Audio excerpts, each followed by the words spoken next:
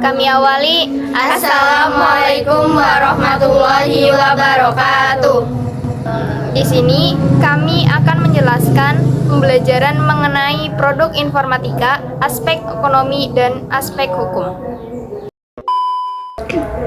Perkenalkan, nama saya Nisa Delia absen 2. Saya Arnis Feriska Mulia absen 4. Saya Syifalia Prahita absen 5. Saya Ika Safira absen 15. Saya Ria Maufifa absen 30. Saya Nailina Bila Putri absen 24. Produk informatika, aspek ekonomi dan hukum. Dalam ilmu informatika, terdapat istilah produk informatika yang berarti hasil dari informatika itu sendiri. Produk tersebut ternyata diciptakan dengan meliputi dua aspek, yakni aspek ekonomi dan aspek hukum. Lalu, apa saja aspek ekonomi dan hukum produk informatika? Yang pertama, aspek ekonomi produk informatika. Komputer turut berperan pada kemunculan industri perangkat lunak ataupun keras. Diawali dengan kemunculan perusahaan perangkat keras mainframe dan mini komputer.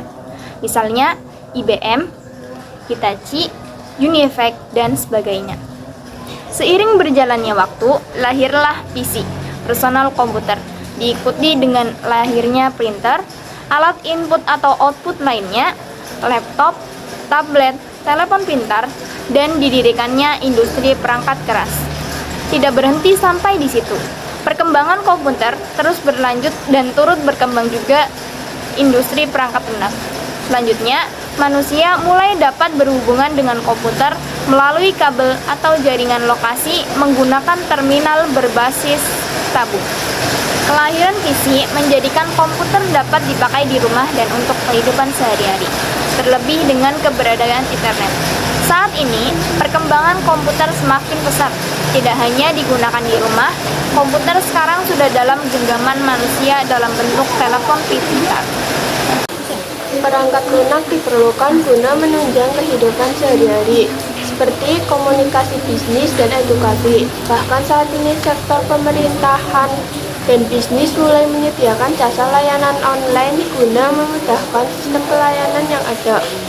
Pertumbuhan ini diakibatkan dari nilai tambah dan manfaat yang disebut value dari teknologi informasi terhadap seluruh aspek kehidupan manusia. Kemudahan dan keterhubungan yang dimungkinkan dengan teknologi informasi telah menjadi kebutuhan primer bagi sebagian besar manusia.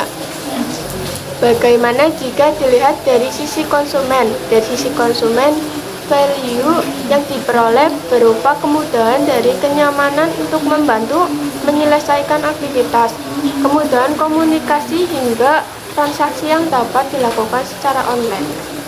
Begitu besarnya peluang di dunia teknologi informasi memunculkan berbagai perusahaan rintisan atau startup hadir di Indonesia. Data dari Badan Ekonomi Kreatif yang sekarang telah bergabung dengan Kementerian Pariwisata dan Ekonomi Kreatif menyebutkan bahwa ada 992 perusahaan rintisan di bidang teknologi di Indonesia pada tahun 2018. Pemerintah Republik Indonesia melalui berbagai badan membuat banyak program untuk melahirkan lebih banyak lagi perusahaan rintisan dan juga meningkatkan jumlah talenta digital yang siap menjadi penggeraknya. Bagi perusahaan rintisan, nilai valuasi atau harga diri suatu perusahaan rintisan dilihat dari value yang mereka berikan. Berbeda dengan bisnis pada umumnya, yang melihat dari seberapa besar keuntungan yang mereka hasilkan pada suatu periode.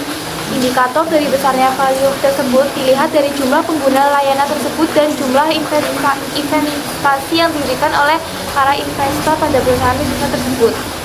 Para pendiri melahirkan perusahaan dari pemikiran mereka dengan mengamati fenomena dan permasalahan yang terjadi di masyarakat. Selanjutnya, permasalahan tersebut mereka kaitkan dengan teknologi informasi untuk menyelesaikan permasalahan. Sebagai contoh, munculnya startup edukasi. Kemunculan startup edukasi dilatar belakangi untuk membantu para pelajar menemukan berbagai pembimbing di dunia maya. Melalui aplikasi ini, Anda akan mendapatkan bimbingan untuk berbagai mata pelajaran yang diinginkan tanpa perlu bertatap muka secara langsung. Penciptaan tersebut merupakan hasil pemikiran. Oleh karena itu, dari hasil pemikiran intelektual tersebut perlu dilindungi secara legal agar tidak menimbulkan sengketa. Perlindungan ini diberikan dalam bentuk hak kekayaan intelektual adalah hak yang timbul dari hasil olah pikir yang menghasilkan suatu produk atau proses yang berguna untuk manusia. Yang kedua, aspek hukum produk informatika. Perangkat lunak tercipta dari hasil buah pikir, karya intelektual manusia. Maka dari itu, perangkat lunak harus dihargai sebagai salah satu hak kekayaan intelektual. Namun, bentuknya yang berupa benda digital membuat perangkat lunak banyak digandakan secara ilegal atau dikenal dengan istilah pembajakan. Perlu diketahui dan diingat bahwa pembajakan perangkat lunak itu adalah tindakan melawan hukum. Oleh karena itu, pengetahuan tentang lisensi apa yang disediakan oleh pembuat perangkat lunak tersebut sangat perlu diketahui. Lisensi perangkat lunak mencakup izin, hak, dan pembatasan yang diberlakukan atas perangkat lunak, baik berupa suatu komponen maupun program berdiri sendiri. Lisensi perangkat lunak bebas memberikan banyak kemajuan di bidang pengembangan perangkat lunak dan juga perangkat keras. Berikut beberapa jenis lisensi perangkat lunak. Yang pertama adalah lisensi gratis, freeware. Yang kedua adalah lisensi komersial. Yang ketiga adalah lisensi open source. Yang keempat adalah lisensi domain publik. Lisensi perangkat lunak bebas memberikan banyak kemajuan di bidang pengembangan perangkat lunak dan juga perangkat keras.